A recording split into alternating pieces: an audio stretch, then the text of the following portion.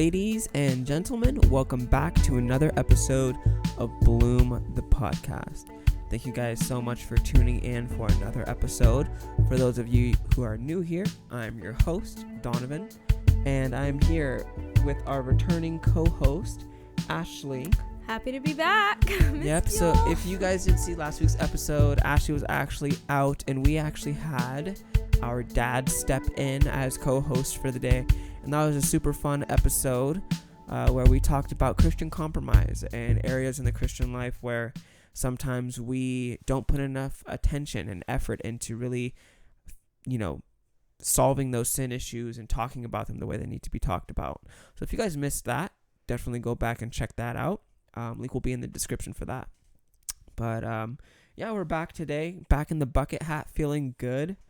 And if you guys missed last week's episode as well, you'll know, or you won't know, I guess, that we have to do a little ad here for Bamboo Earth. So Bamboo Earth is super awesome. They sent us this free box of awesome skincare products, all really clean, ethical skincare products.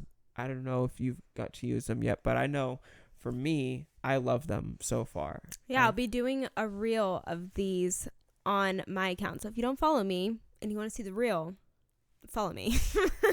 Yeah, definitely follow her and follow Bamboo Earth. We'll leave all their links in the description below. But like I was saying, they have a lot of really good products, a lot of clean products, and that's super important for me, especially because I have a lot of, sensitivities to, preservatives and chemicals and stuff like that. So these are all chemical free. Yeah, we both. I can't have any lotions or really anything. That's why I've been so hesitant about doing skincare stuff. So this is now my chance to actually have a skincare regimen. Yeah, and very nice. I've spent and wasted so much money on so many different products trying to find stuff that actually works and stuff that's clean that I feel like I can use consistently. And I feel really good about using these products. So I hope you guys all go ahead and check them out and get your own. So like I said, we'll be leaving all their links in the description below. So make sure you guys go check them out. And just once again, thank you, Bamboo Earth, for sending us this care package. But diving right into the episode, we have the Bloom Moment of the Week, y'all. Right. Hope you all are enjoying this segment as much as we are. Love talking about growth in our life and what the Lord's been able to do in us and in our hearts and in our lives. So do you want to start or should I? I can start. Okay. So I feel like this probably last week, I didn't get to share about this because I wasn't here. But I feel like my Instagram account took a route. Finally, I feel like I've always wanted to do stuff with my Instagram account and be an influencer, but I wasn't 100% sure what I wanted my message to be. Yeah. I just knew that I wanted to, promote young wife, and that was kind of it. I didn't really know what I was doing, but I feel like it's now finally taking shape, and I'm having opportunity to talk to all these new people, and it's been really awesome. Just all these women messaging me or asking questions about young marriage or random people I just don't know, and getting to have those conversations with them. Yeah. And even more so writing these blog posts, I feel like I finally know what I'm doing, and so I'm seeking out these topics to write blog posts on, and it's starting good conversations that lead to us messaging on the side and me having to look up verses to kind of counter what I'm saying, and it's just been a really sharpening experience, and I feel like God's using it as a ministry almost, something I can do for ministry in the long run, helping young girls figure out these things using my experience to I don't know, bring awareness. Yeah. So that's been awesome, and I just feel like it's helping me grow my relationship with the Lord, because in order to talk to these girls or talk to anyone who's reaching out to me about these topics, I have to do my own research, and I have to be, doing what I preach, basically, Right. So it's been just a really awesome experience, and I'm so happy to meet all these new people and share these things with them. But, yeah. That's awesome. Yeah. If you guys don't follow Ashley, make sure you guys go do that. I'm trying to follow in her footsteps as well. I don't know how influencer I'm going to be, but definitely want to do more on my main account for y'all and post more of the stuff that I'm into and the stuff that I'm passionate about. But yeah, that's really cool that the Lord has been allowing you to have those conversations with people and allowing you to reach, people that may be going through things that you've gone through and that you can help them through. And that's a blessing. So that's awesome. For me, I would say the Lord has kind of been showing me recently about my desire for evangelism and how I need to be more proactive in doing that.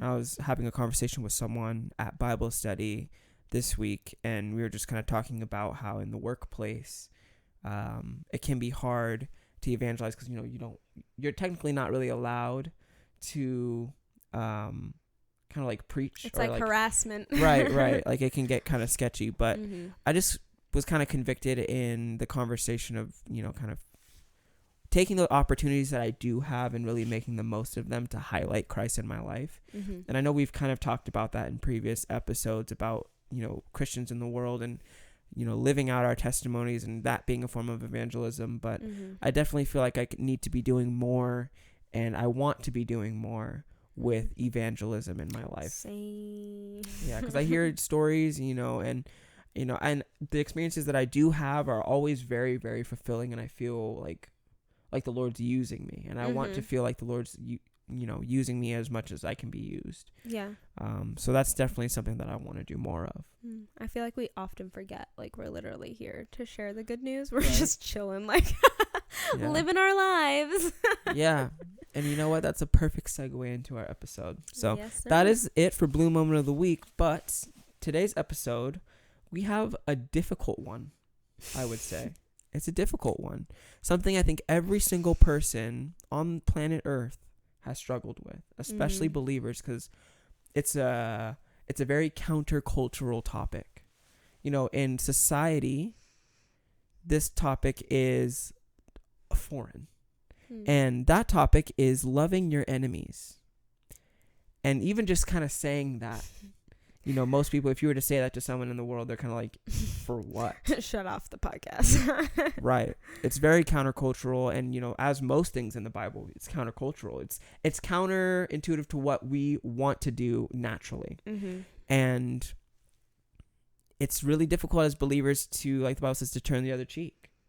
Or, depending on the situation, it's very difficult. So I guess I'd pass it off to you first. What are some of the things you've seen in your life as far as loving your enemies, and how you've seen that either play out, or how you, how you've seen that play out, and what are the struggles you've seen with that in your own life? I think that's something I've definitely struggled the most with. I feel like, especially in recent times, I've been put in a lot of situations where I feel like, I don't know, I feel justified to be angry with these people. Yeah. But in that, I'm sinning because I'm not loving them, like I'm just like, oh, well, I have my reasons to be upset. And so I can feel the way I want to, forgetting that, like, we really can't, Right. and like my anger isn't like a righteous anger, it's just like, I don't like you anger, which is not good anger. So I think for me, it's definitely been like a struggle, and it's something I've like tried to work on. And I feel like it's easy when I get space from the situation for a long time to be like, okay, I'm at peace and like totally praying for them. But once I get reunited with that situation, then I'm back to square one, So it's like hard to keep myself feeling at peace with the situation the entire time. Like, I feel like I can't do that when I'm in contact with the situation, which is not good. But yeah, I mean, that's hard, especially if it's something that's constant. Yeah. To be like constantly around a quote unquote enemy. That's, it's hits different when, you have to be associated with them. I would definitely second that. It's a struggle for me as well.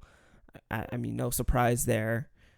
It's something that I've, especially like a couple years ago, just going through certain things, it's hard to rationalize, like, yeah, I'm supposed to love this person anyway, regardless.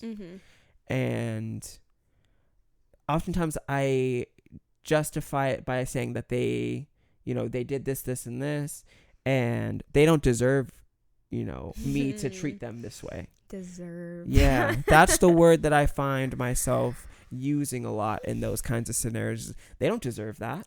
Or they're lucky Yeah. It's that whole energy of like, well, they should be lucky if I do this or this. Or, yeah. If I ever talk to them again. Right. Yeah. If I ever bless their life with my presence again, it's that whole, it's prideful. Mm-hmm.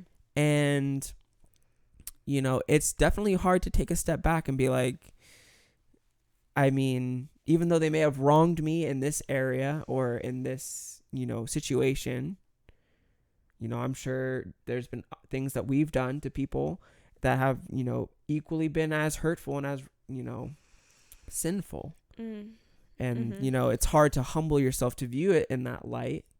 And, I guess one of the other things too is, I guess this is big picture as well. Like realizing that, yeah, someone has offended you, but we have constantly offended a holy God. Mm-hmm. And we don't deserve anything but hell. Right. So when we come at it with that attitude of like, oh, this person doesn't deserve my good graces.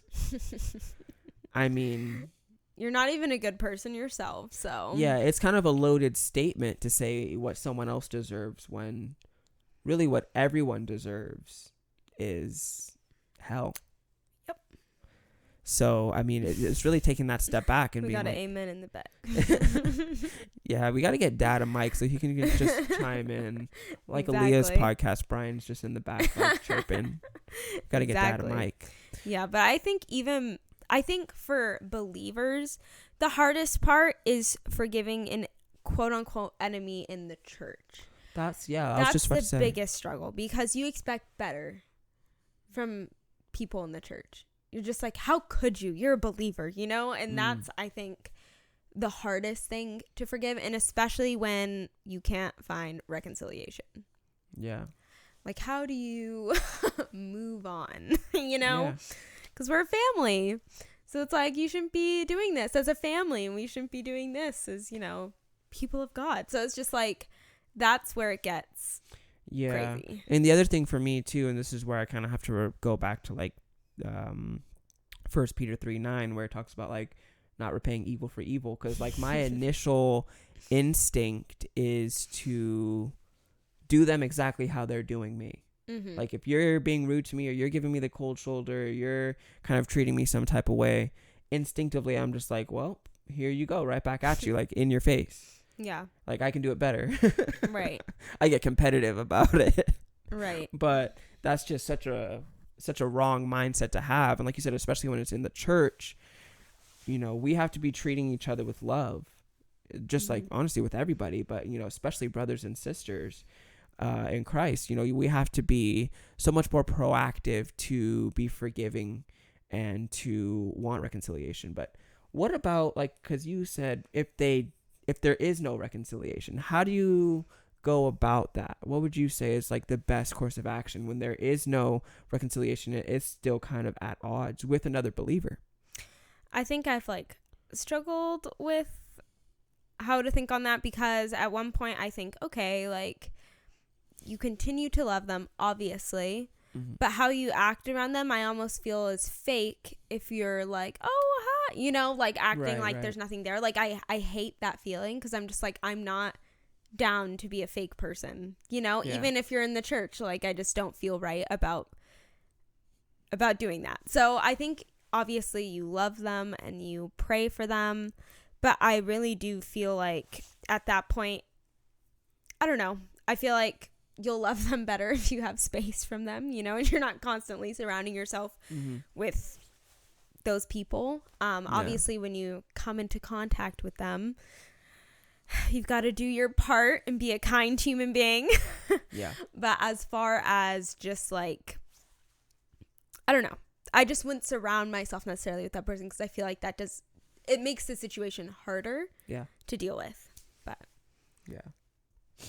And I think a lot of times, and I've been here too, and I know I've been in situations with people that I've talked to where they feel the same way, where they're like, I don't want to be fake. And in not wanting to be fake, I think a lot of times we use that as an excuse to be rude. Mm-hmm. And that's not okay. Mm-hmm. I think, and this comes from a lot of people that I feel like that are like authentic and feel like, I'm being myself. And My it's like, authentic self. okay, so you can be rude to people and that's going to be seen as a good thing because you're being you. Like, Yeah. that's not good. I just say it how it is. Yeah, I'm a truth teller. Like, I just, if you're ugly, I'm going to call you ugly. I It's like- love that one. I've heard that one actually I've multiple heard times. that too. No We comment. love that. No comment.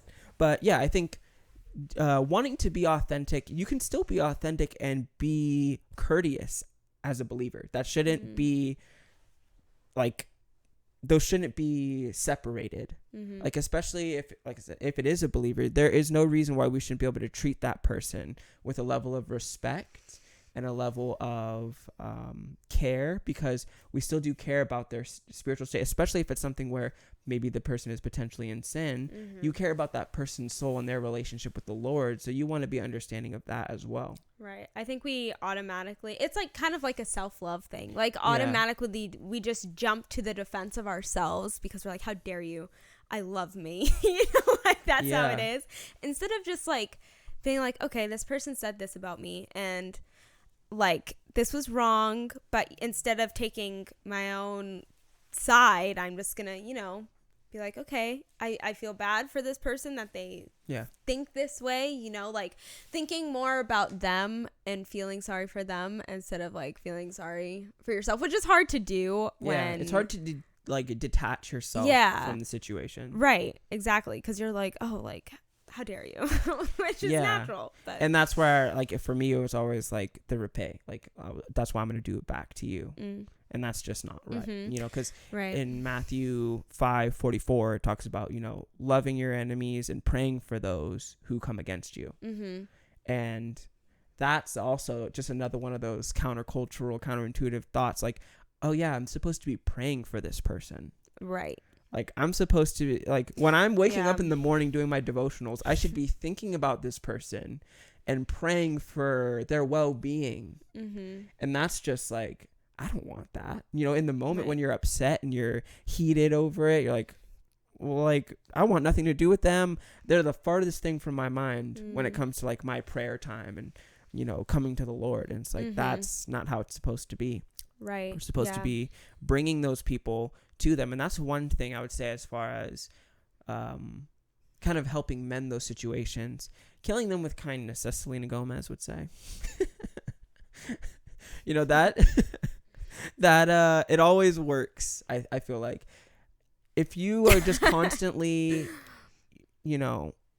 showing the love of Christ to the person, especially if it's a believer, you're not always going to see the result, like them like do a 180 and be like completely nice to you again. That doesn't always happen. But just for that sense of peace and you knowing that you're acting in accordance to the Bible by treating them with kindness and treating them with respect consistently, regardless of how they treat you.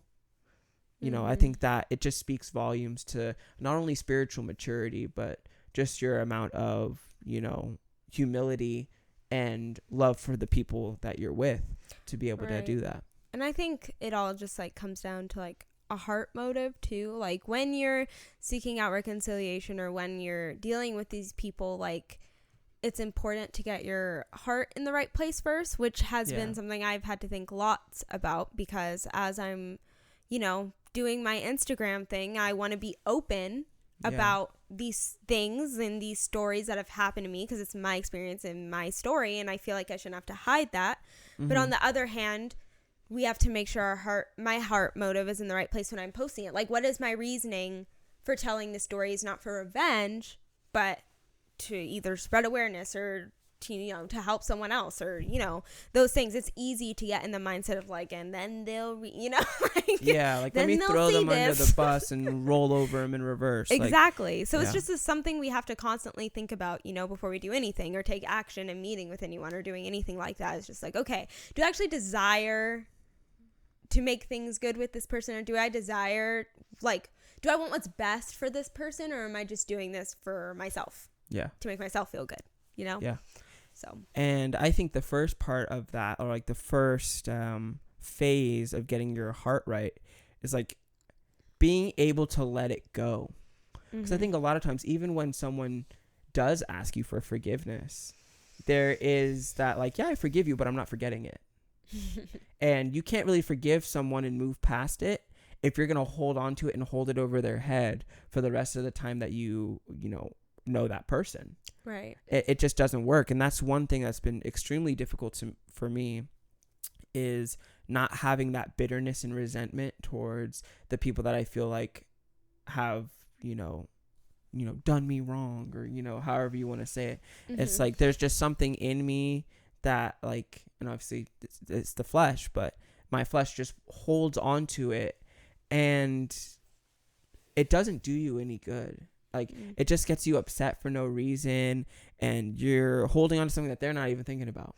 Well, I think honestly, just as simple human beings, I feel like people like being angry. Yeah. It's like fuel for everything you do in your life. You're like, this person did me wrong. All right, I'm going to live my whole life and they'll be jealous of the way I'm doing. Literally it's just like fuel for everything you do. And so I feel like people like to get angry about things so they can take that and be like, okay, motivation for me to do whatever I'm going to do next, Yeah.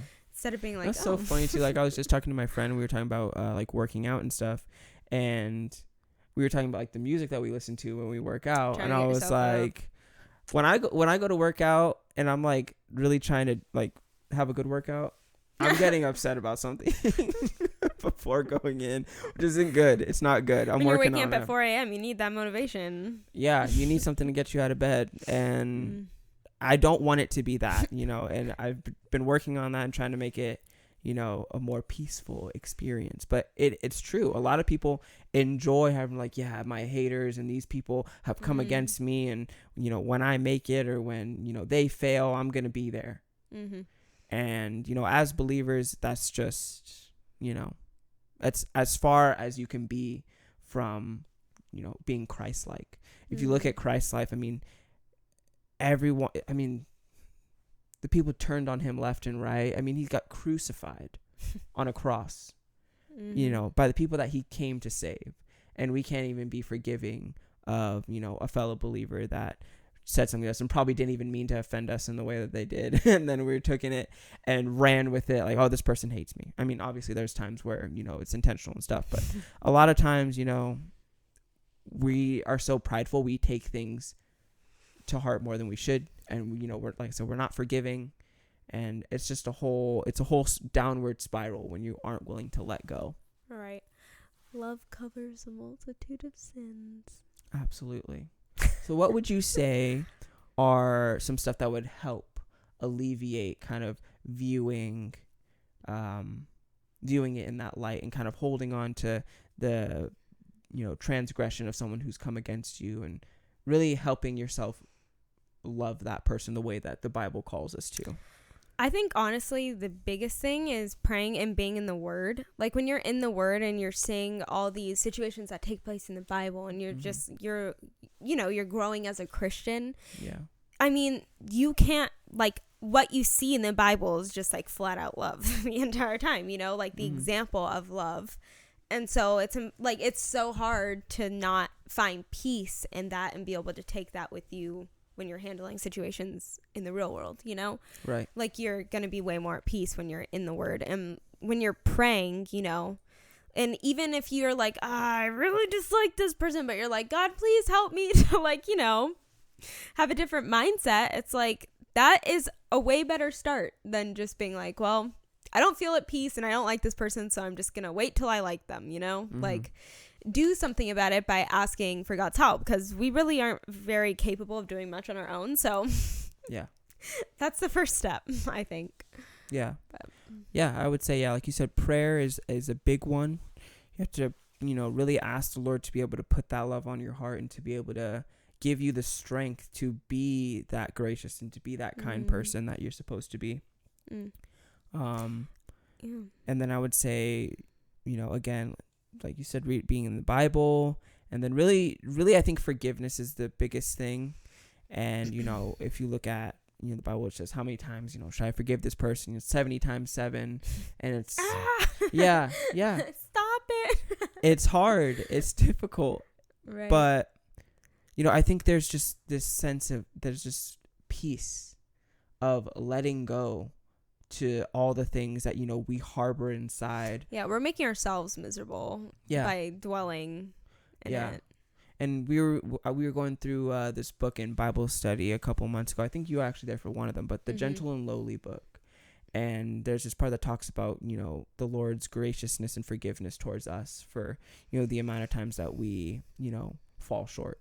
And just talking about how we need to have that same mentality of graciousness, and to free our debtors was like the, phrasing he used when talking about, forgiveness.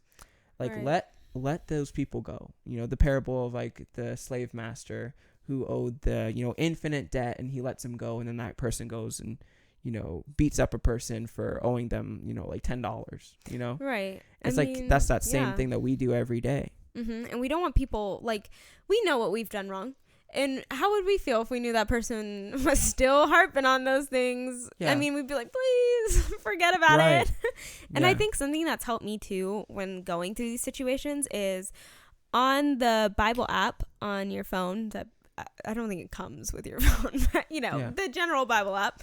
I would just search out a whole bunch of plans on forgiveness and just like reading that stuff every day, and like just taking everything that talks about forgiveness in the Bible and putting it into like one thing for you to constantly read is very helpful. And there's so many on them, so you can just keep reading them and you're getting slapped with forgive. So it's really helpful to do that. Something to help me. One thing too, I would say, it's kind of a thought, not away from that, but a little bit different. I think changing the way we view who our enemies are.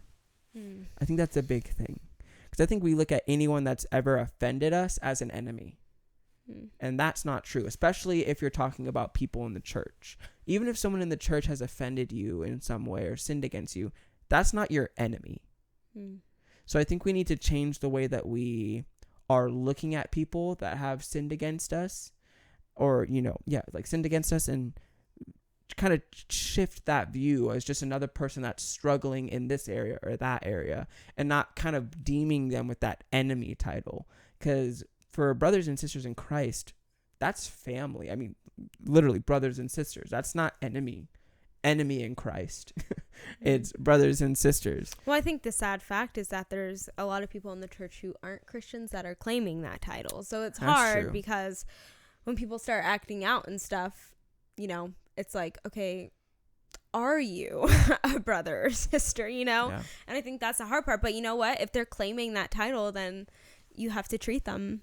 Yeah. I mean, it's really hard to say who is and who isn't. I mean, even for people listening, there's no way for any of our listeners to know, what our heart really says and what our heart is really at. So, if they're at church and they're proclaiming to believers, you kind of have to treat them as such. And if, there is any fruit there, you want to, be viewing that as well. Not just like, oh, this person, said that to me. Now that's my enemy.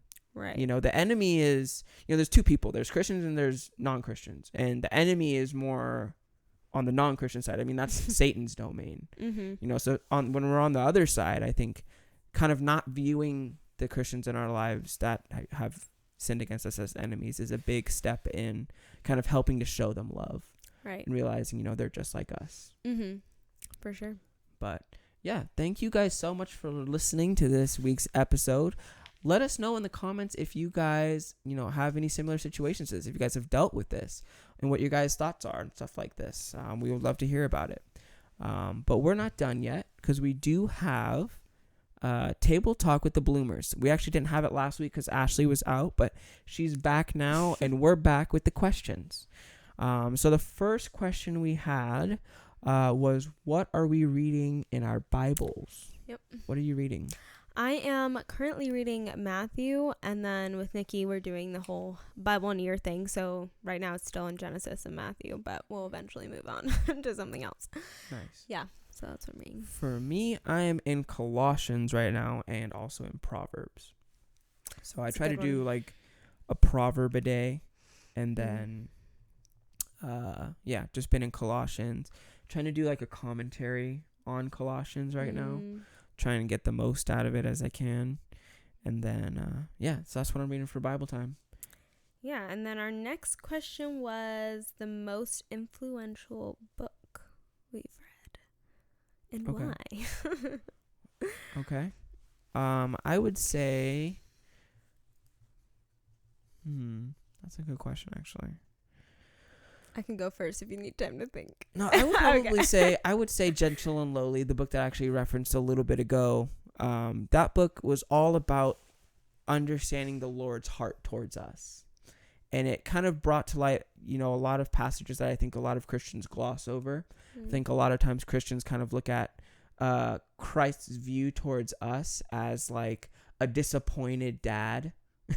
Where like the kid keeps messing up and the dad's just like, well, you're my kid, but you're still a failure. Yeah. And that's just not how the Lord views us. Mm-hmm. And kind of diving into the way the Lord views his people, it was a very eye-opening, and it kind of kindles that love for Christ and makes you just appreciate what he did on the cross for you that much more. Mm-hmm. So I think Gentle and Lowly is a really good book. I would definitely encourage you guys read it, and that's written by Dane Ortlund, I believe. So you guys should go check that out. What about you? Mine would probably be A Woman After God's Own Heart, Elizabeth George. Pretty much I only read her books. I'm not even gonna lie, but it's just like a really good book, and I feel like it hits on literally every topic. Like every time I've been going through something in my life, I'll like open up to the next chapter and I'm like, well, shoot, like she literally adding me right now. And it's just really good, and it hits on marriage as well. And what? Nothing. It's just really good. And I feel like she always gives a lot of examples of like other people's stories and stuff, which is like really helpful, and it's like really like relatable. Yeah. I don't know. I just really love her style of writing. It's super clear, and she hits on every topic, like I said. And for a woman, it's like, I 10-10. I'm sorry, guys. But for a woman, I 10-10 recommend the book. Yeah. Why are you being sexist towards our male listeners? I know. I'm so sorry. I'm sorry. Oh, shoot. Alrighty, yeah, awesome. Well, thank you guys so much for submitting the questions, and thank you guys so much for staying to the end of this episode. Hope you all enjoyed. Make sure you guys subscribe for weekly uploads, and one last shout out to Bamboo Earth. Again, make sure you guys go check out their skincare products. They are amazing. Don't forget to like, comment, and subscribe, and we will see you all on the next episode.